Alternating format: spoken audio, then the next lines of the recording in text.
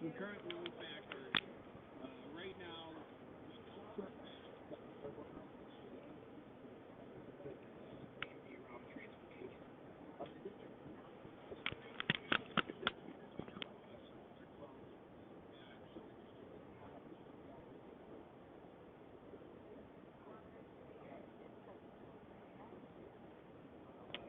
the costs associated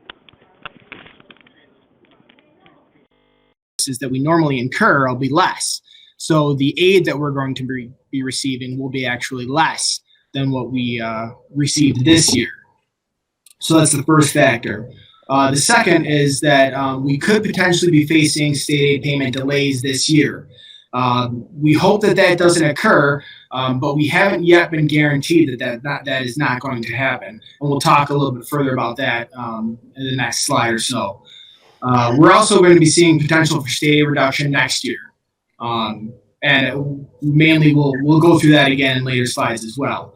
But two new factors that have kind of presented themselves very recently, especially with the enacted budget, is that the state has provided language in the budget that would allow them to periodically adjust school aid throughout not only the remainder of this year, but for also next year as well. What that really amounts to is that there are really 4 adjustment periods in which the state could say that we are seeing less than anticipated revenue, so we are going to potentially further reduce the amount of state aid that districts would be receiving. One of the benefits about this language is that, okay, if the state is receiving more than the anticipated revenue, then some of that state aid could potentially be restored. But really the intent of this language is to allow them to adjust, I would say, down in the event that they need to throughout those adjustment periods. Now you can see in the next bullet point that those adjustment periods are from April 1st to April 30th. So that's coming up. After April 30th, the state will assess where they are in revenues and determine if it's needed to further reduce state aid. And again, you can see the other adjustment periods moving forward into next year. So this is really how the enacted budget is going to impact the district. Really, basically what's happening is that the state is, for lack of a better term, freezing the amount of foundation aid to what the district received last year. Now, if you really peel back the layers of the state's budget, they're actually reducing foundation aid by a certain amount of money. In our instance, it's about $190,000.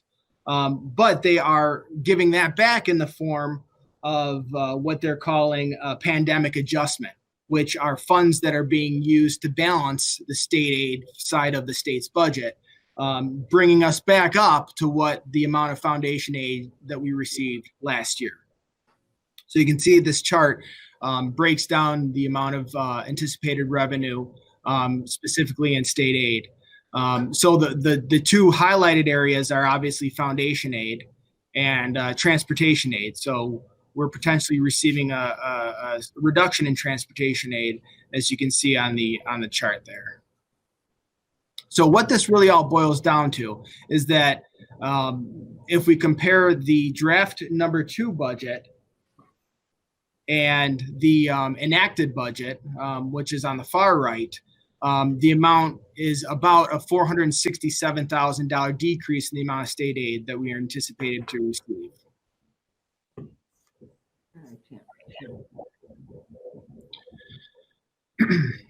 So looking forward, some goals and planning for 2020 and 2021 and beyond. Obviously, the main goal should be we want to, as much as possible, maintain quality programming for our students. That should always be in the forefront of everything that we decide. Number 2, we want to realize the actual impact on state aid, and which I really showed you in several slides prior. We want to plan for the use of appropriated fund balance and reserves in order to basically save as much as we can in our savings account. In the event that this financial condition lasts more than 1 year, the use of fund balance could offset any shortfalls that we're seeing in revenue. And then 4, we want to identify areas of efficiency and prepare for revenue shortfall. And that's what we're really doing at this point. So at this point, I'll turn it over to Dr. Stupinski to illustrate or to go through the proposed reductions. Yes, I'll start off by saying that any reduction in the proposal that you'd seen earlier in March is not easy, and it will have impact on components of our operating budget. Our intention with the reductions that we're proposing here to balance the budget will have the least impact possible on the core learning of our students here. So our recommendation to get the budget balanced includes holding off on adding in the new business ag position for 1 year, and also not increasing the accounting support line item that we had to give some further supports in the business office. We also have a vacancy as a music teacher right now. We believe that we can hold off on filling that position and then reassigning the teaching loads to make sure that that effort is met. We also will be reducing our Dean of Students position. That will save us the cost of a long-term sub. We believe we may be able to adjust the teaching assignments to maintain a half-time dean. We're working on that right now. Overall, looking at reduction in supplies and materials in all aspects of operations, from maintenance to the building areas. And also, for efficiency purposes, reducing our third shift cleaning schedule. You'll notice that that's on there as well. Also examining to reduce our BOCES services, considering right now not fulfilling our mental health counselor that we have contracted with the BOCES, and also one of our 3 technicians. There's about $100,000 savings, and that will get us to about where we need to reduce the operating budget to get it into balance. Next slide, Andy.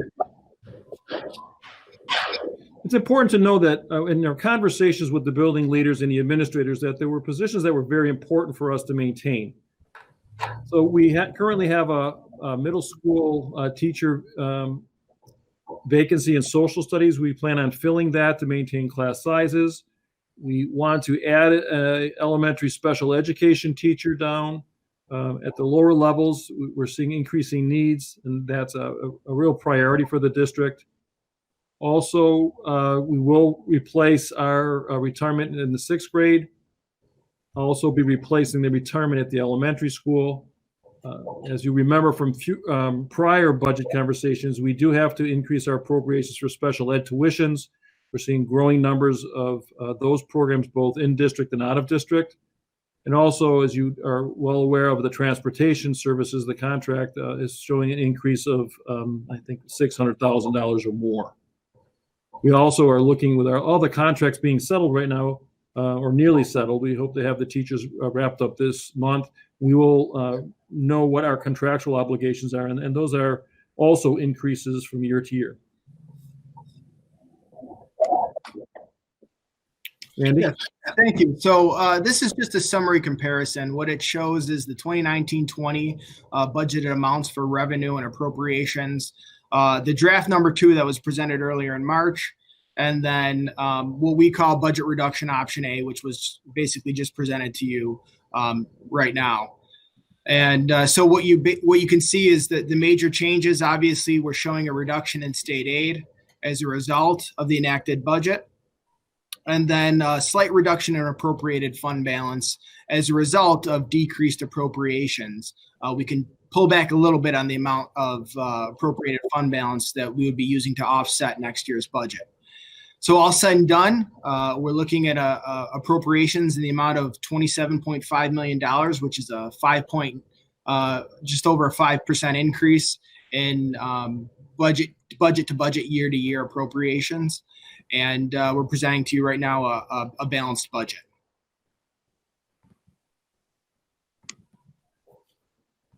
Some other things to note, there has been, as a result of Executive Order 202.13, school board elections and school budget votes are postponed until at least June 1st, 2020. So we're working diligently, the district clerk, myself, Dr. Stupinski, to develop a plan moving forward on how we're going to present the budget, how we're going to be providing legal notice, and all of the requirements associated with the district meeting. I think it's also important to note that we will not be finalizing this budget until after the adjustment that will take place on April 30th, when they make their first corrections to the state aid. You want to comment on that at all, Andy? Yeah, sure. So after April 30th, we'll have a little better picture of where the state is as far as revenue, and if they will be pulling back more revenue from state aid for school districts. So I would recommend adopting a budget after that point, so that we could potentially make further modifications if needed, if there are any changes to state aid. That very well may happen at our May board meeting, which I believe is on May 7th. Next slide. Okay, so at this point, we'll open up for any questions from the board members, any thoughts and recommendations in the event that we see further reductions, areas that we should be considering or perhaps staying away from. I just have one question.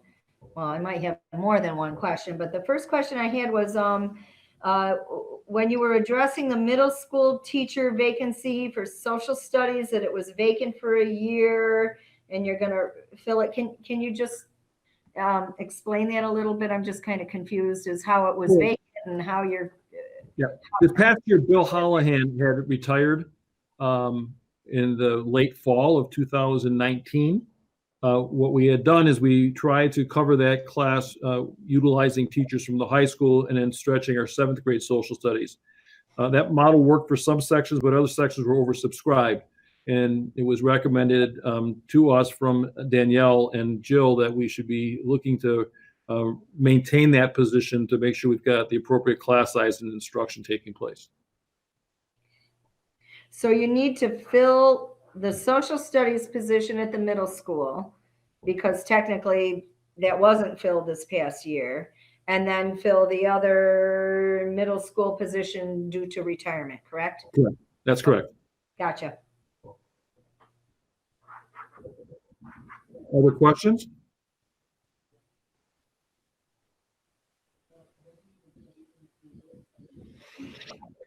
I think the idea of this is to try to avoid using fund balance as much as possible. Is that right? We will be using fund balance. Andy, you want to talk about remind us of the numbers that we have allocated to cover the other deficits? Yeah, sure. So there is a amount of appropriated fund balance that is budgeted to be used to offset the revenue and appropriations gap. That's a little over $2 million. But by reducing the appropriations, you can, which we're doing right now, decreasing a little bit the amount of appropriated fund balance that we're going to need to offset that gap in expenditure and revenue. I think it's important to know that we cannot sustain over a period of time a $2 million fund balance allocation, or the district will end up running out of our reserves and our rainy day funds. We need to do that, and mostly in part this year. Prior to this revenue reduction from state aid, we had to do that because of the transportation and special ed increases. You remember those conversations. It's been compounded by the loss of state aid to the district.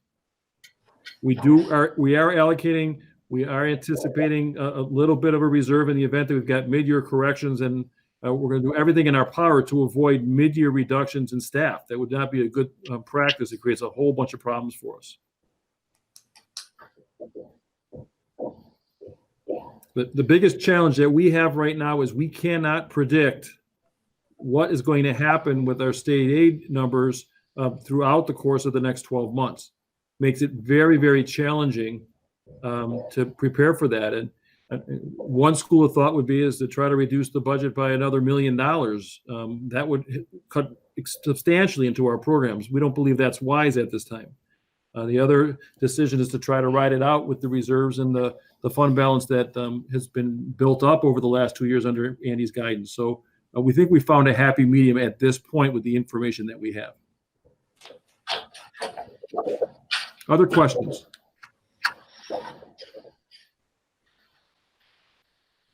What are the specific ramifications of approval of our outstanding contracts, namely the RHTA contract when it's ratified and approved this month or next month? What could be the budgetary impact in terms of voter approval, and just what are some of the things that we should be aware of?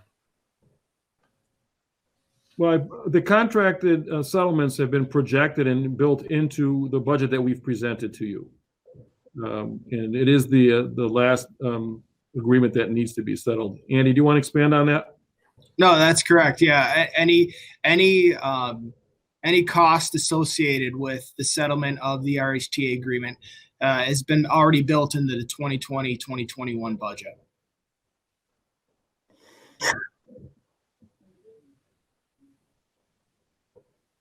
Other questions from the board members?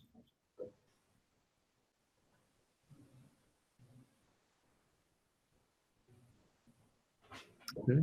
If not, I'll give you a few moments, quick updates on how we are managing the COVID-19 situation here. A few points of emphasis that we'll share is that we this past week moved our breakfast and lunch service to the community to Monday, Wednesdays, and Fridays. Each of those days we are issuing a breakfast and a lunch to the children of the district. We are moving towards also, in addition to the cold sandwiches and cereals, we are adding what would typically be one of the hot option meals that will be presented on platters in a saran wrap that can be reheated at the homes. So the students may be getting a breakfast hot pocket kind of situation there, or some of the other prepared meals, fruits, vegetables that they would see typically in a lunch line.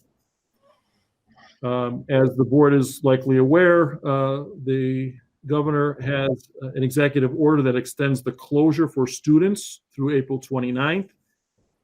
That is something that, and the expectation is that we will continue to provide our meals, childcare for students, and that learning opportunities will continue.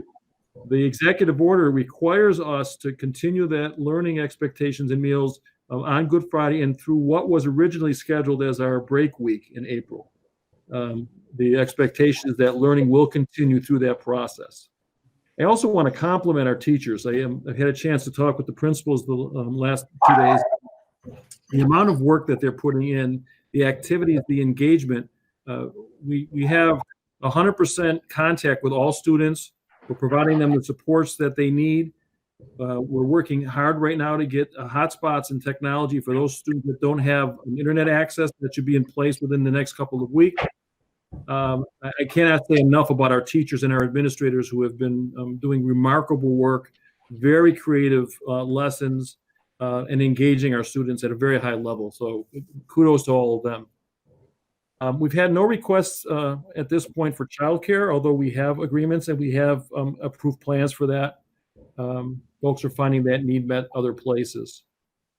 We're starting to see an uptick in the community right now with mental health issues. We're seeing an increase in the number of DWIs that are being pulled over. The number of overdoses that are beginning to take place in the county are on the increase. Domestic violence is beginning to uptick. And we have no idea how that's impacting our children right now. We are mandated reporters, and if those things were happening in a normal school day, we would have our teachers identifying it and then helping, supporting them. It is something we're concerned about. We do have our school counselors and our staff trying to get information if any of those things are impacting our children. Also, I meet weekly with the emergency services multiple times per week with our local emergency services folks. And we have a new fire chief in town. I'm not sure if you're aware or not, but Ryan Seja is now the Middleport fire chief, and he'll be making the rounds with our building principals. And the fire department and police department have been very, very supportive of us through this.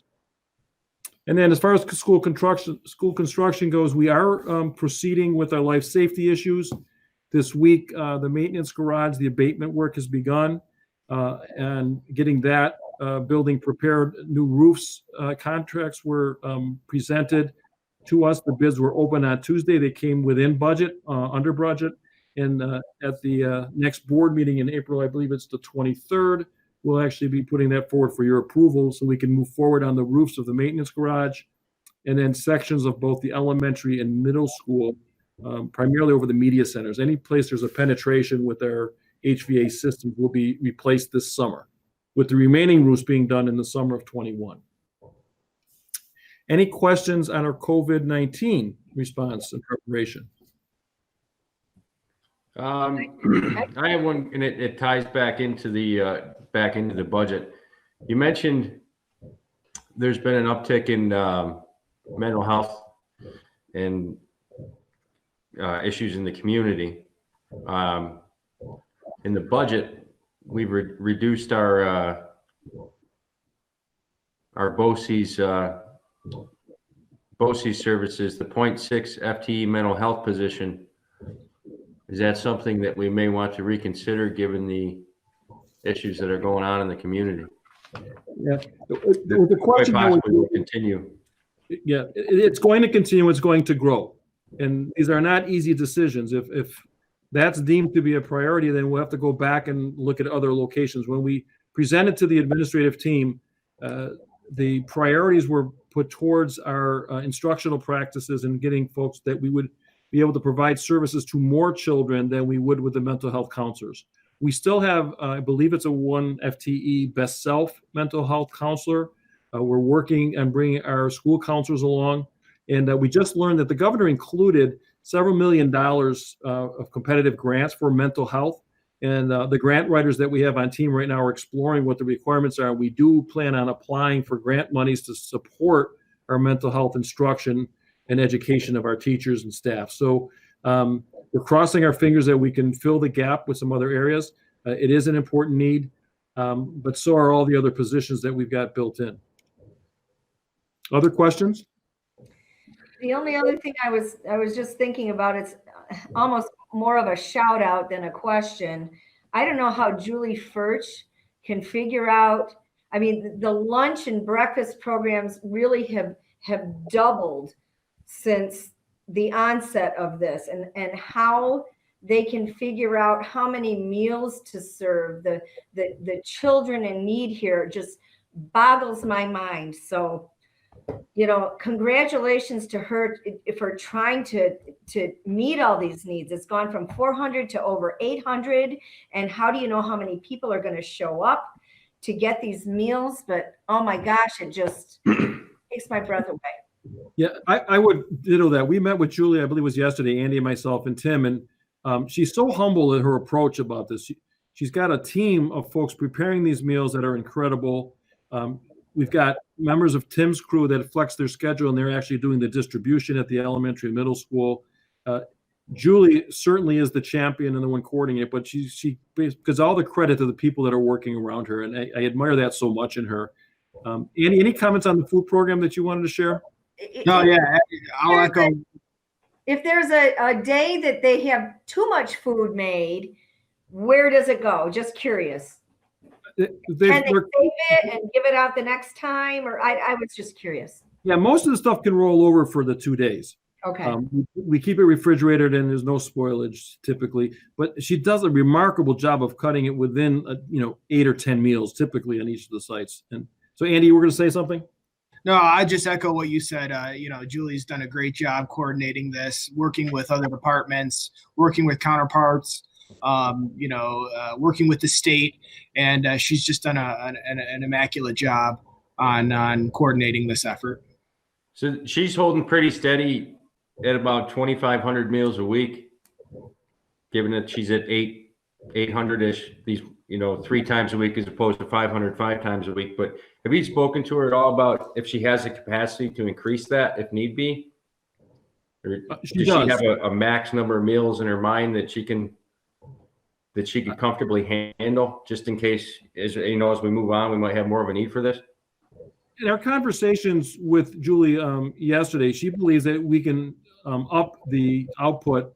The suppliers are available right now. The agricultural community of milk and so forth, it's not selling as quickly. So the suppliers are ready to go. We have full freezers right now. The government commodities have tripled The government is pushing their food programs out so that we're filling up our storage areas and our freezers. We can easily do that.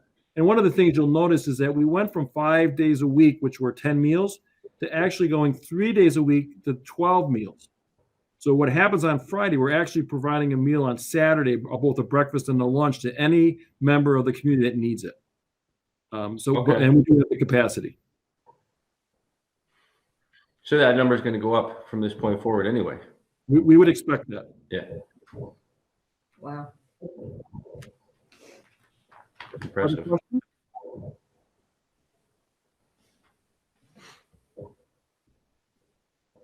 Okay, so with that, we'll end the budget work session. I wish everyone in the community and the board a happy Passover and Easter this weekend. It's going to be a little different. We'll be with our extended families here, but I'm sure that we'll all find the best ways of making that happen. So have a great weekend and happy Easter, everybody. Same to you. Thank you, Hank. Thank you. Thank you.